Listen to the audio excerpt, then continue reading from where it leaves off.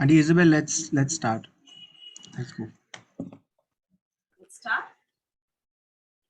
Yeah. Okay. Good afternoon, everyone. I'm sure and I hope your stomachs are full, but your hearts are empty, ready to receive biryani or pizza or whatever the spiritual one that you love. Okay. So I'm so privileged to introduce my dear friend and the speaker for today. She's a wonderful leader, and I have known her for the last 25 years, and she personally has been a great blessing to me. She is the wife of Franco and a wonderful mother of 3 boys. She, alongside Franco, have been leading One Nation Church for the last 20 years and is currently leading the worship team there. Through her life's experiences, one losing her dad at the age of 9 and her mother at the age of 19, God has shaped her and molded her. She is currently mentoring and training many in her church and also other women. So let's keep our hearts open to hearing all that God has to say to us through Sweeten. And let's give Sweeten a warm welcome. Welcome, Sweeten. We are really looking forward to hearing all that God has to say to us through you. So let's clap and just welcome Sweeten. Thank you so much, Isabel. Thank you so much for that welcome and for all the precious things you said this afternoon. Thank you, and good afternoon, brothers and sisters. It's a great privilege for me to be able to share with you today. And I just want to thank Franco and the team for trusting me to do this seminar. This is not something I'm used to doing, but I hope God will use me to encourage you this morning, this afternoon. Yeah, I would just like to start with prayer. I hope I can be heard clearly. Come, Father, I just want to thank you for all that you've been speaking to us, Lord, over these last 2 days. It's been amazing, the fresh promises that you are giving us, Lord God, and just to see what you are doing and how you are using so many people for your glory, Lord. And I pray that even as you've laid some things on my heart, Lord, I want to pray for grace to be able to share that, Lord, with my brothers and sisters. And I want to pray that people will be encouraged in you, Lord God, and encouraged for you, Lord. I ask you this in the precious name of Jesus. Amen. The topic for this seminar is character uncompromised, which is a lofty topic to share on, and I don't think I'm in any way qualified to share on this. So I am preaching a lot to myself as I share with you what God has laid on my heart, and I trust it will tie in with the topic. We are going through a season like never before. And, every time we feel like it's going to end, it comes up with fresh challenges, uncertainties, and fears. And as I look around, I find many of us have become, very comfortable with it, because children can now get up from their sleep and then the next moment they are in school while still on their beds. Men and women can be in their shorts and attend high-level conferences. People have grown used to the convenience of school from home, work from home, and I think even church from home. There's no setup to do, there's no serving team. You can wear what you want, and if the preaching is not good, you can probably catch a nap, and no one will even notice that you're dozing because the camera is off. And I'm just hoping this afternoon nobody's going to do that and no one's going to doze while I share. But I just felt there's a casualness that's come in our lives, and some of it is good, because the levels of stress that we were under had been tremendous, and I think in some ways that has decreased. But also some of it isn't, because it's brought a sense of lethargy in us, not only in the physical, but I feel in the spiritual as well. I wonder, when churches do reopen, how many will want to come? And I'm not saying this just from a point of social distancing and the church, the safety point of view, which I do agree is so important. But I'm just feeling, church from home has become so convenient, and I'm not sure how many will want to get up in the morning and come. And it's getting increasingly difficult to see, to get people to serve, because many are losing sight of what commitment and sacrifice is. And if you don't feel like doing something, you don't do it. A lot of decisions and choices are based on feeling rather than on God. And recently, one day, I began to feel the same sense of lethargy and hopelessness. I didn't want to do anything. I was just saying to the Lord, God, I don't want to do anything. I don't want to, I don't feel like calling anyone, doing a prayer meeting, discipleship. The Zooms are getting tiring, leading worship and other things, on Zoom is getting really hard. And since we do a Hindi English, it's even harder because everything has to be translated and stuff like that. And this isn't because I was just tired, or because I had not slept, or I was just beginning to feel this whole sense of it's no use, nothing is changing. And I didn't feel this way for long, because as I began to feel this verse just kind of popped into my heart. And I'm going to read from Matthew 24, verse 11 to 13. It says, "And many false prophets will arise and lead many astray. And because lawlessness will be increased, the love of many will grow cold. But the one who endures to the end will be saved." And this verse is talking about the last days. And, many of us have a sense that Jesus is coming soon, but we don't know whether we are in the last days. There are many theories out there, there are many signs out there, and I am not going to go there. But one thing we know, that life for us has changed, and the times ahead are going to be increasingly challenging. Yes, there's going to be growth and there's going to be momentum, and it's been so encouraging just to hear those prophetic words of what God is about to do in the next season. But there's also going to be opposition, I feel, and a battle to hold on to what we have seen and what we believe, a battle to hold on to truth, because everything is so relative these days. If you want to believe something, you believe. If you feel something is right, it's right for you. If you feel something it's wrong for you. And truth has become so relative, and I feel in the coming days, there's going to be a battle to hold on to truth. And in a subtle way, the opposition to the gospel has increased tremendously. We are subtly being pushed into a new order of things. And I'm reminded of this verse from 2 Timothy 1, which seems to be so true for our times, where it says, "People will be lovers of themselves, lovers of pleasure, rather than lovers of God." And I find the present generation just finds the concept of sacrifice alien, because they have such a sense of entitlement, and pleasure is high on their list of priorities. I spend a lot of time talking to my sons, and we have three boys, as Isabel shared earlier. And our youngest has just entered his teens, and the other two are 19 and 22. And they often say to me, "Mom, today's generation does not understand what it is to serve the way you all did. People are not interested." And sometimes my son will say to me, "Mom, just let it be. Why are you breaking your head? Why you all want to do so much?" And, recently I was having a similar conversation with him. And he was saying to me, "Mom, why do you want to do so much? Just leave it." And I said to him, I said, "Son, we have seen something of God, and we cannot turn away." And I just believe, brothers and sisters, we have seen something of God, and we cannot just settle for anything, even if no one is interested.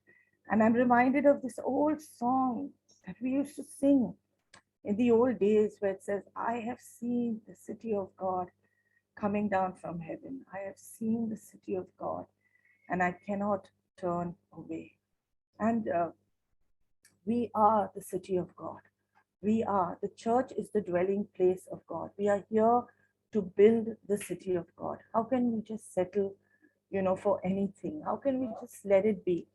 And I know many who are here. When I think of so many of my friends who I've known for years from who are there right now, even on our seminar, I know they will echo the same thing. We have seen the city of God and we cannot turn away. And I'm not saying I have made great sacrifices. When I look at some of my brothers and sisters, they have made huge sacrifices to serve God. And this morning, I just want to honor you for all that you've done to serve God. And, one of my favorite verses is where Simon Peter answers, Lord, to whom shall I go? You have the words of eternal life. That's John 6:8. And uh, my dear friend Grace is very sweetly putting all the scriptures in the chat box and the heading. So, in case anyone of you want to refer to that, they're all going to be in the chat box. We have met with the one who has the words of eternal life. And yet, I believe there is a possibility that our love for the Lord can grow cold. And this morning, I just want to ask us, has our love for Him grown cold? Have we lost the desire to do some of the things for God that we did for Him? The last 18 months have been very hard for some. There are a lot of pastors who have lost their lives. There are lots of pastors' wives who are widowed, children who have become orphaned.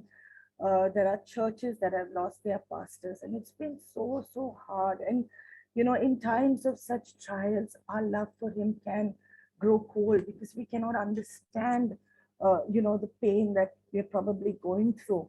And I just felt this morning the Lord would say to us, has our love for Him gone cold? Have we lost interest in reading His word? Have we lost interest in church? Have we stopped taking the steps of faith like we used to do? Have we stopped hearing His voice? And the reason I share this verse this morning, this afternoon, friends, is because this verse has really shaken me. And I just felt the disinterest and the lethargy that I could see around was beginning, to threaten to touch my own heart. I knew God was saying something to me, and this verse has been resounding in my heart ever since. It's something that I haven't been able to shake away. And it was as if God was bringing a warning in my spirit, and He was saying, the love of many will grow cold. And I want to encourage us this morning. How do we stand strong in difficult times? Because I do believe the times ahead are going to be more difficult. How do we keep our character uncompromised? How do we endure to the end? And the first thing that came to my mind was that we must have eternity in our hearts. 1 Corinthians 2 verse 9 says, no eye has seen, no ear has heard, no mind has ever conceived what God has prepared for those who love Him. This morning, I want to ask us, do we believe that God has prepared unfathomable? I know there's no word as that, but there's no other way to describe what God has prepared, for those who love Him. Do we believe that there are things that we can't even fathom what God has prepared for those who love Him? Because what we believe will influence our choices and our decisions. What we believe will influence how we look at suffering and persecution and hardship. Because the Bible says anyone who wants to lead a godly life will be persecuted. And if we do not believe that we have an inheritance that is imperishable, undefiled, and unfading, kept in heaven for us, as it says in 1 Peter 1 verse 4, then we will not be able to serve God and walk the narrow way that leads to life. I feel this pandemic has been a time of really searching our hearts to see if we are really living with eternity in our hearts.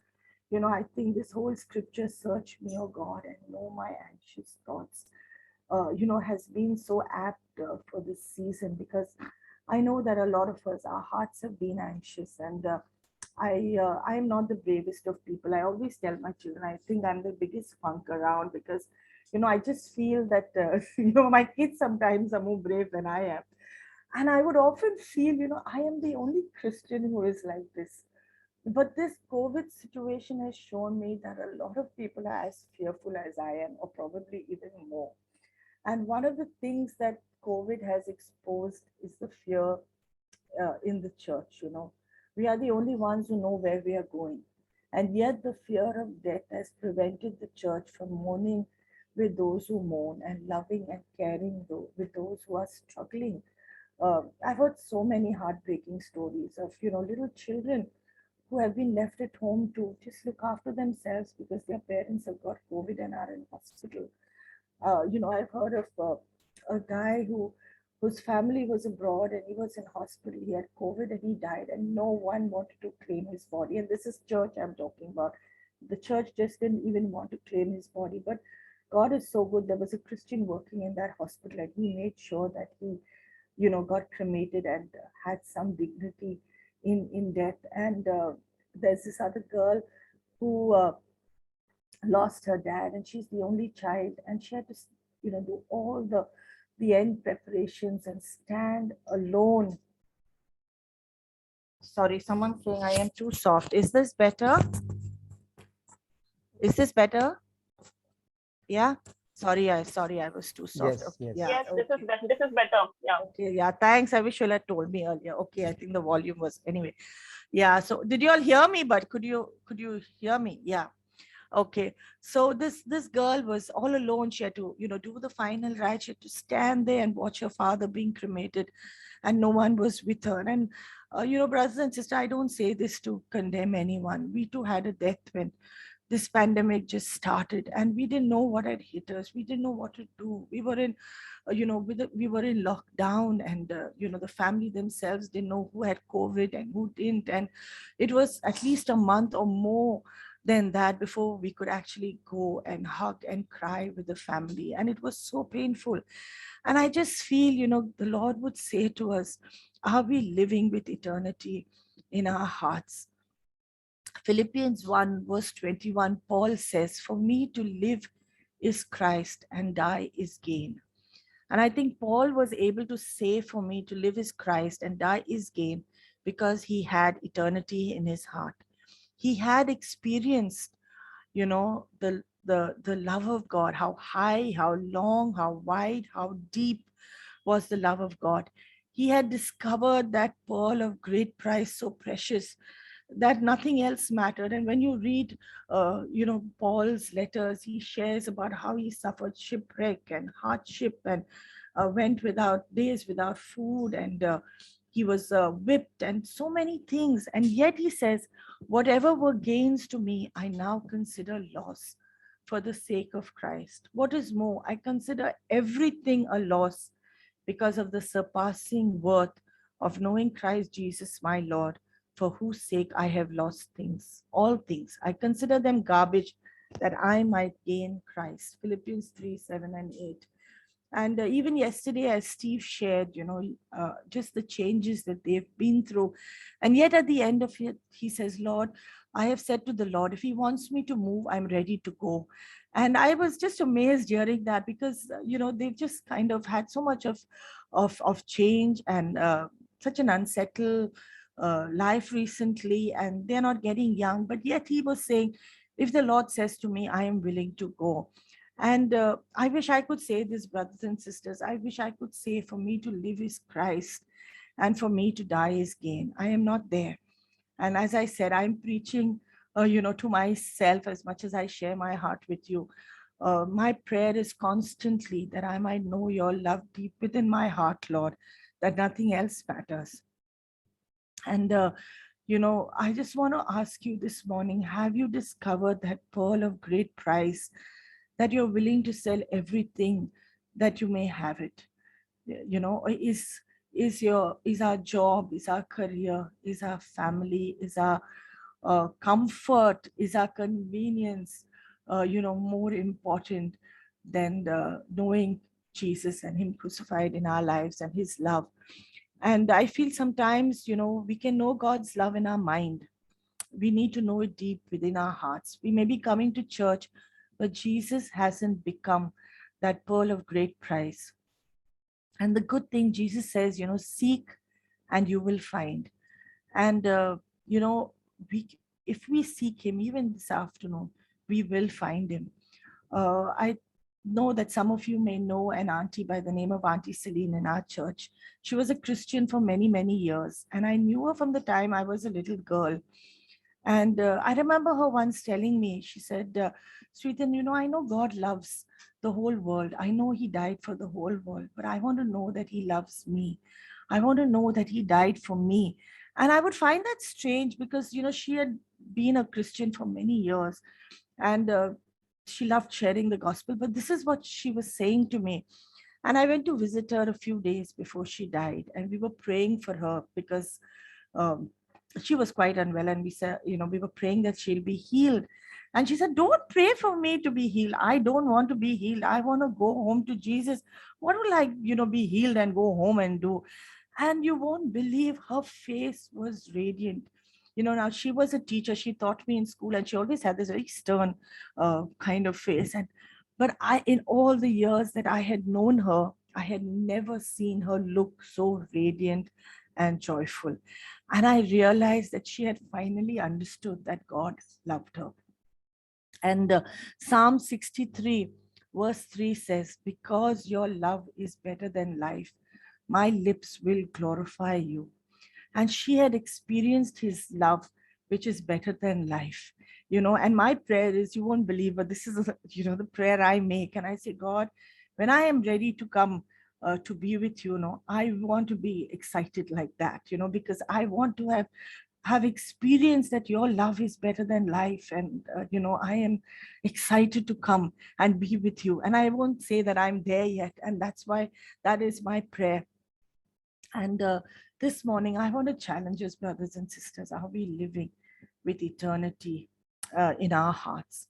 The second thing I want to share is know your enemy. 1 Peter 5 verse 8 says, be alert and of sober mind. Your enemy, the devil, prowls around like a roaring lion looking for someone to devour. Just give me a minute, please.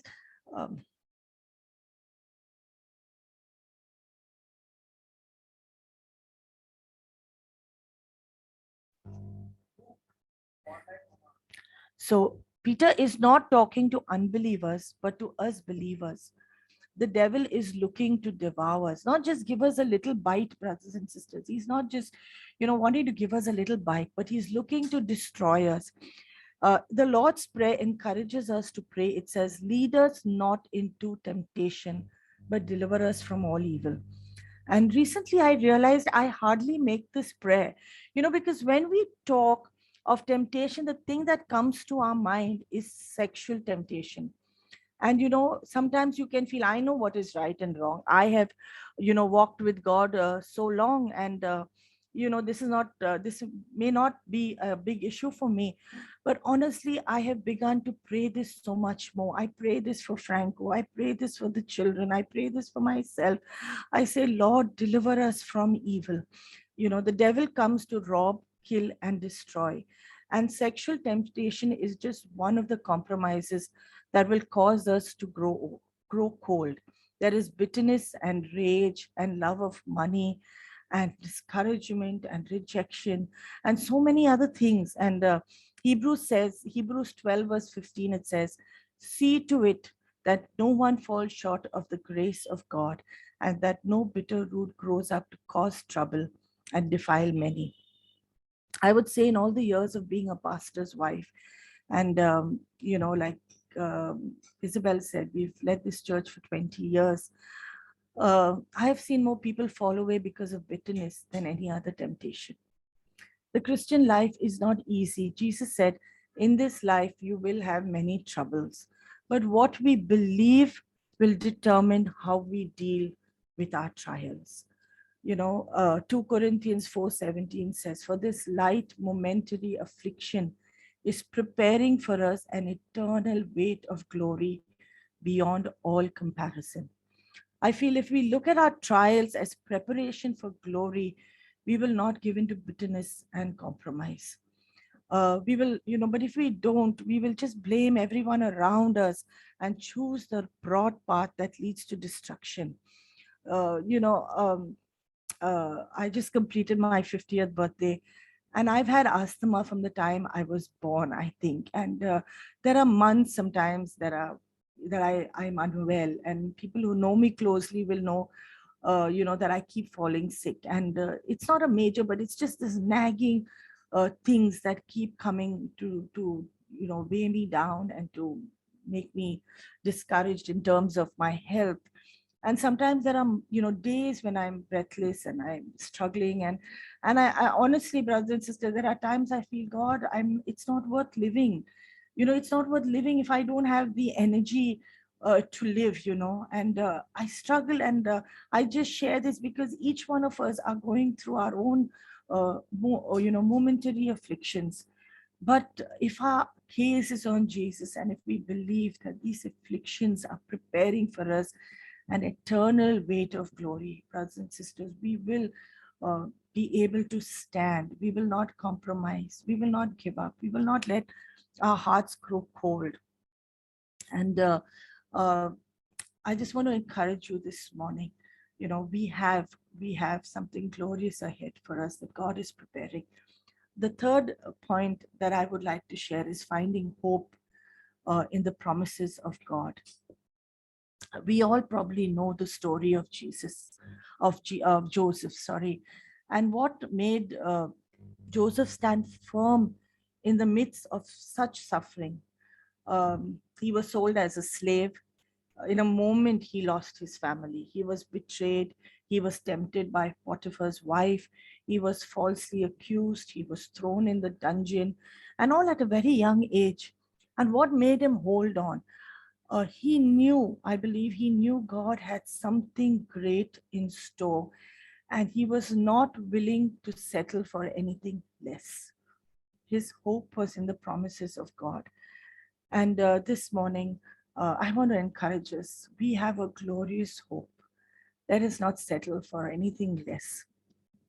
Hebrews 12, verse 1 and 2 says, therefore, since we are surrounded by so great a cloud of witnesses, let us also lay aside every weight and sin which clings so closely, and let us run with endurance the race that is set before us, looking to Jesus, the founder and perfecter of our faith, who for the joy that was set before him endured the cross, despising the shame, and is seated at the right hand of God. Let us look to Jesus. He is our high priest. For the joy set before him, the joy of having you and me and the bride, Jesus endured the cross. Let us throw off everything that hinders, and let us keep our eyes, focus on him. I feel hope in the promises of God will give us the grace to say no to ungodliness and compromise. It helps us not to settle, but to run the race and to press on and to take hold of all that God has taken hold of us for. And, I had attended a training recently, and they spoke about having this quiver, with these arrows, which are the promises of God. And I feel, it's so important for each one of us to have that quiver with these arrows that we can throw out the promises of God that will nullify the lie of the evil one. When I was about to deliver our third son, Nathan, and I developed chicken pox just a few days, literally a few days before I could deliver. The doctor told me, Sweeten, I cannot deliver your baby. The hospital will not take you. You'll have to go to, Kasturba General Hospital. And my heart just broke. I said, God, how am I going to go there? And, how will Franco manage? And I don't know the doctor. I don't know this hospital. And every minute was, a tension in some ways, because I just had to make sure I don't deliver. And this verse became my promise. Psalm 73, verse 26. My flesh and my heart may fail, but God is the strength of my heart and my portion forever. And I would say to the Lord, Lord, my heart is failing. I'm struggling to trust you. I'm wondering, are you really for me at this time? But irrespective of the emotions that I'm going through right now, it's irrespective. My heart and my flesh may fail, but God is the strength of my heart and my portion forever. And I have held on to that verse, and I used to say that at that time, and I say that even now.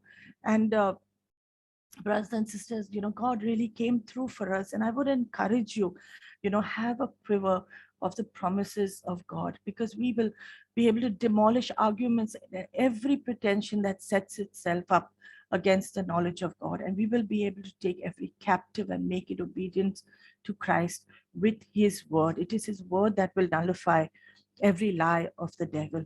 So let us fill our quiver with his promises. My fourth point is waiting on God. And 1 Thessalonians 5 verse 17 says, pray continually. And Jesus prayed and prayed and prayed. And if he prayed, how much more do we need to? Prayer is our best weapon, and it's our best preparation for battle. I just want to say that again. Prayer is our best weapon, and it is our best preparation for battle. Before David could fight Goliath, he had fought the lions and the bears that were coming to devour his sheep. And I just felt, as if God showed me this, when we are praying, we are fighting the lions and the bears, these little things, and when we have learned to find victory in these small battles, and we've learned to trust God, and we've learned to pray, we will be able to stand and fight the big battles and live victoriously. And my son, he often makes fun of me because, when he says something to me, I'll just say to him, son, just pray about it. Let's just pray about it. And he can't understand. He says, Mom, how can you just pray about everything? But it is true. It is true. Our lives start with God and it ends with him. And it's in that fellowship with Jesus and the Holy Spirit that we receive wisdom, and we receive strength and courage and grace to say no to sin and yes to unrighteousness. Yes to righteousness. And apart from him, we can do nothing. And my final point is to remain in fellowship. I have realized that, very often when things are not going well, one of the things people do is stop coming to church. And I feel that's the worst thing one can do. In this lockdown, we've had no choice but to stop meeting. And people are getting used to just being alone. Children are forgetting how to relate with one another. But I like this verse in Hebrews 10:24 and 25, which says, let us consider how we can spur one another on towards love and good deeds, not giving up meeting together as some are in the habit of doing, but encouraging one another, and all the more as you see the day approaching. And as I was preparing this, I was feeling, especially in our homes, let's not stop encouraging our husbands, our wives, our children. It says, but encourage one another daily, as long as it is called today, so that none of you may be hardened by sin's deceitfulness. Encourage one another daily. I feel that's a big one, daily. Daily sin is out to harden our hearts, brothers and sisters. Daily sin is out to deceive us. And daily Satan is trying to take us away from Jesus. And that is why it says, encourage one another daily. And I feel for us, even as Nawaz brought this encouragement to us this morning in the prayer time, she said, let's pray for the next generation. I really feel for us who have walked longer with God, it's time to encourage the young ones, and not just say well done, but encourage them with stories of God's faithfulness. Encourage them with the city of God and the stories of faith, and the stories of missionaries and mission. I feel we need to really take that head on and really encourage the next generation, because they do not have a clue of some of the sacrifices that have been made to lay down the foundations of the gospel. And this morning, I just want to encourage us, let us not stop fellowshipping. Let us share our life. 1 John 1 verse 7 says, if we walk in the light as he is in the light, we have fellowship with one another, and the blood of Jesus, his son, purifies us from all sin. If we want to walk with character uncompromised, then we need to walk in the light. When we hide our sin, we give the devil a foothold. But when we walk in the light, we will find victory, because the blood of Jesus purifies us. So, if we want to walk in as Christians who have got uncompromised characters. Let's find someone whom we can walk in the light with. Let's not give up fellowship. This afternoon, I just feel the Lord will remind us once again. I just want to end with this. Says the love of many will grow cold, and I just want us to ask ourselves, once again, has our love grown cold? Are we living with eternity in our hearts? Brothers and sisters, there's a well done awaiting us in heaven. So let's not settle for anything less. Let us encourage one another daily. I want to end with this amazing, amazing scripture which says, Jude 1:24 verse and 25, it says, to him who is able to keep you from stumbling and present you before his glorious presence without fault and with great joy, to the only God our Savior be glory, majesty, power, and authority through Jesus Christ our Lord, before all ages, now and forevermore. Amen. Let's just keep our eyes fixed on Jesus. He is the pearl of great price. He is able to keep us from falling. He is able to keep us walking with our characters uncompromised. So just, let's just keep our eyes focused on him. Amen. Over to you, Isabel.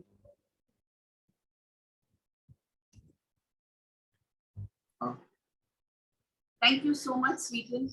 That was so encouraging us to keep our focus on eternity in our hearts, knowing our enemy, that we are not fighting against flesh and blood, waiting on God, encouraging one another, and remaining in fellowship. Thank you so much, Sweetin. I'd like to ask if anyone has questions. Sweetin is here, she'll answer you. She's a woman of much wisdom. I have gone to her many times and I have been blessed by her wisdom. So I would encourage you freely, just ask anything and Sweetin will answer with the power of the Holy Spirit that lives in her. I hope you all don't have very high theology questions. Yeah. So, that also you'll be able to answer. I don't think so. Yeah. Yeah. So anybody has any questions or something to encourage us in line with what Sweetin has spoken to us today? Sister, I would like to praise the Lord, sister. I would just like to ask one question that many a times we have, as you said, sexual temptation, right? Yeah. So how do we overcome that sexual temptation? See, we know that we have died for sin, but some or the other, some kind of a temptation comes. No matter we are like, when something happens and it happens, it comes. Sexual temptation comes, the lust of the eyes, the lust of the flesh, and the pride of life. It comes. So how do we overcome that temptation? If there's anyone else who'd love to answer this question, I'd be very happy to. But one of the things, I don't know who has asked me this question because I can't see your name. This is Dinesh. Okay, Dinesh, sorry. Yeah. Yeah, Dinesh, I think one of the things I feel is to walk in the light as he is in the light. Because, the more we try to hide what we are going through, I feel, the devil has a foothold and he will just let that keep going round and round in our heads and he will trap us even further. But if you're struggling, because I know that everyone goes through temptation, there's nobody who doesn't. And I feel if you walk in the light, if you find someone whom you can share and be accountable with and who can pray with you, and you walk in the light as he is in the light, I feel you will see victory, because it says the blood of Jesus cleanses us from all unrighteousness. And also when you're being accountable to someone, it'll help you not to fall in that sin, because you're going to have to share your life with somebody and that person will be there to pray for you. That is the important thing. You have someone who can pray with you, who can stand with you. And I feel also just find scriptures like I said, and I don't know whether you were there yesterday for Nawaz's session where she spoke about these bugs in the head, and I think this one is a bug that we feel All in our the and brain. all the ants. Yeah, and I feel, if you don't know, ask someone to help you with some scriptures, and use those scriptures to fight and So at rely. present, what I do, I just read every day Proverbs 7 and 8, which keeps me away from all that temptation. Praise God. Yeah, but I'd also encourage you, find someone to share your life with who can pray with you, because accountability is very, very helpful, and you will just see victory. I just want to encourage you with Thank you, that. sister. Thank you. Thank you. Thank you. Welcome. Sweden also, during your sermon, you made one statement saying that, what we believe will influence our choice. Yeah. Also, this is also is very important. I just thought, what we make our choice will be also keep us away from all these temptations. Amen. Amen. Amen. Yeah. I thought if there is no other questions, maybe if, like what Dinesh says, he's struggling. But I thought if anyone has some special scripture that you kind of hold on to, like I said, for me, my heart and my flesh might fail, but God is the strength of my heart and my portion forever.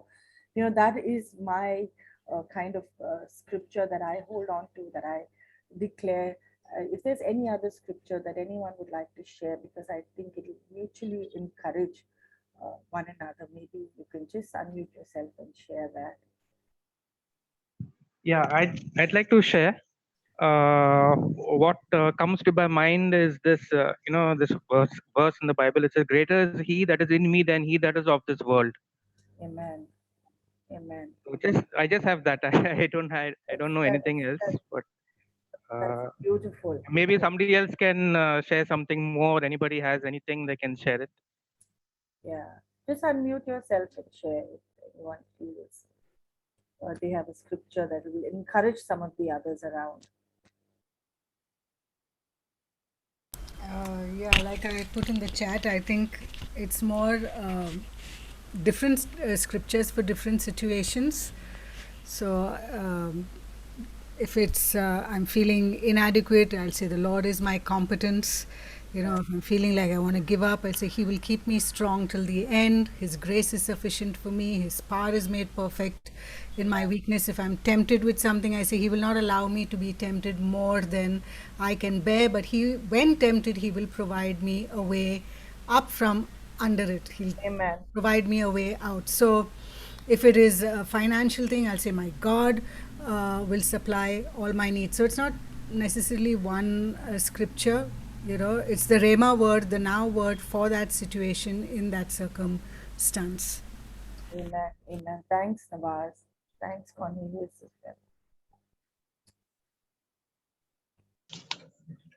Anybody else? Can I be heard? Yes. Yes. Yeah, I think one Yeah, verse which encourages me is God is faithful even when we are not faithful. And there are times when you want to just give up. But the scripture which says God is faithful even when we are not faithful. And there's another verse which encourages me is that Jesus intercedes for us. And that really brings such encouragement to the heart that Jesus is interceding. No matter if nobody is there to pray for us, Jesus is praying for us. Amen. Amen. That's wonderful. Sweeten, just want to encourage you with just the humility and transparency with which you shared, not from up there, but as one of us who struggle on a daily basis, especially in this last 18 months, and really appreciate your openness. People think, oh, leaders and leaders' wives don't go through this stuff, but we do, and we suffer silently. But you've taken the lid off it, so thank you so much. Thanks, Nawaz. Thank you.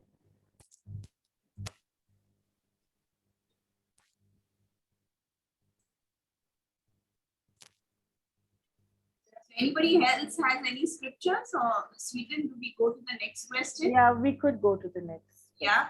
Okay. Can we all, some of us who would like to answer this, can Pink and just tell us what are the schemes you feel that Satan uses to make us compromise on our character? our experiences that we have of what Satan uses as schemes to make us compromise on our character. I think sometimes it is fear, Yeah, that's a big you know? one. Yeah, because when you fear, then your mind starts thinking of, you know, other ways of how to protect yourself, which could be ungodly, which could be contrary to what God expects us or wants us to live by. And yeah, so that is one of the schemes I feel Satan uses to compromise on our godly character. Anybody else? Maybe we are having more time, and later on you can go for forgiveness and this thing and that thing. It could be that one lie that is coming into our mind. One lie. Yeah. Yeah, that we are having more time, and we are not coming into forgiveness, or we are not repenting on what wrong we have done. Yeah. So we've got a lot of time to live. Yeah. That's what you mean. Yeah, yeah. Ye- I'll do it tomorrow. yes, I will do it tomorrow. Yes, yes. That is another very good point. While the Bible says today is the day of salvation. No, if you hear my voice, let's respond. Very, very good. That's another scheme that Satan uses. And also one more thing, that a person or any man or woman, he or she may think that let me live a life, uh, maybe like let me earn more money, let me have more house, let me have more cars.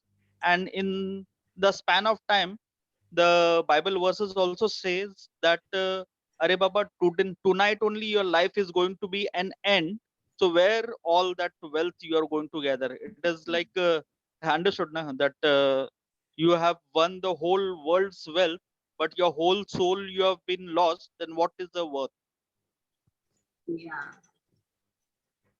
I That's, think one of the big ones is, you know, legitimate needs. Yeah. The devil gets us to meet legitimate needs through illegitimate means. You know, so hunger is a need, but he'll get you to, you know, get you into gluttony. Or, you know, fellowship is a need, or, you know, friendship is a need, but he'll get you to have friends with people who don't build you up or who tear you down.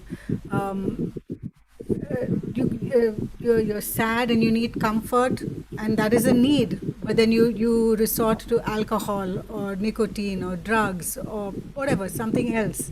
So I feel those are the tricky schemes of the devil. Legitimate need, illegitimate response.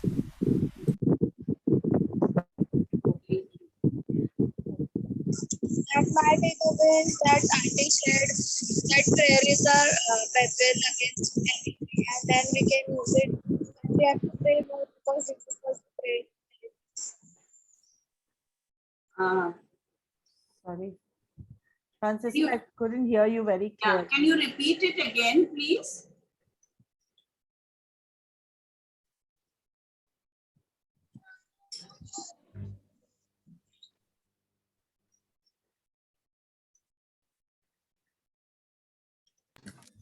She said prayer is our weapon against everything. So when you pray, that helps. Yes, very true.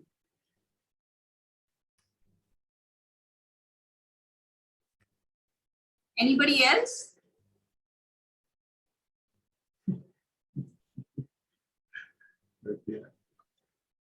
Okay, can we go? We'll go to the next one. Next question. The next question. What are some of the barriers we face in encouraging one another? Like Sweeten said, encourage one another daily. I'll get back to it.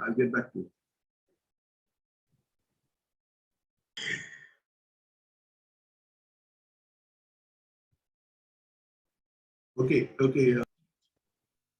I think we are so concerned about our own problems and difficulties, and we are not able to love others at that time.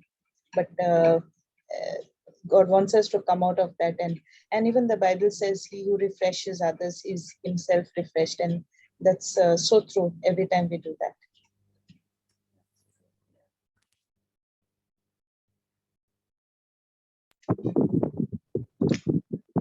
Yeah, can I say something? Yeah, Paul, go ahead. Yeah, just regarding fear. See, perfect love of the Lord casts out all fear. Why is fear coming into us if the Holy Spirit is there? And we should operate, He has given to us for utilize, for everything. Even if you have to go and buy, who are shopping, it is given to us. So fear is not what you call, and when you want to encourage people, do not talk negative things. Say, my God is able.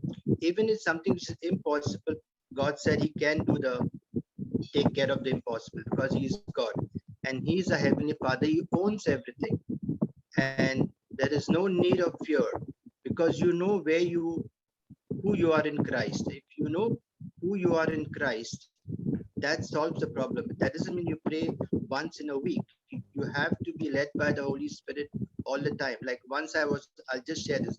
Once I was on the plane and the plane was really shaking. Let's call it really shaking, up and down. And I was alone means my family was not there.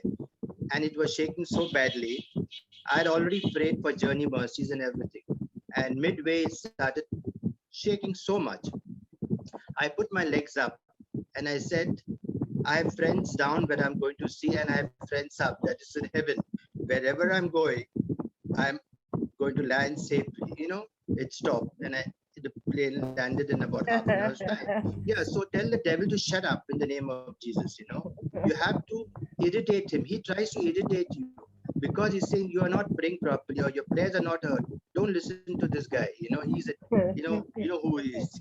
So just give him your peace of your mind, and that's it.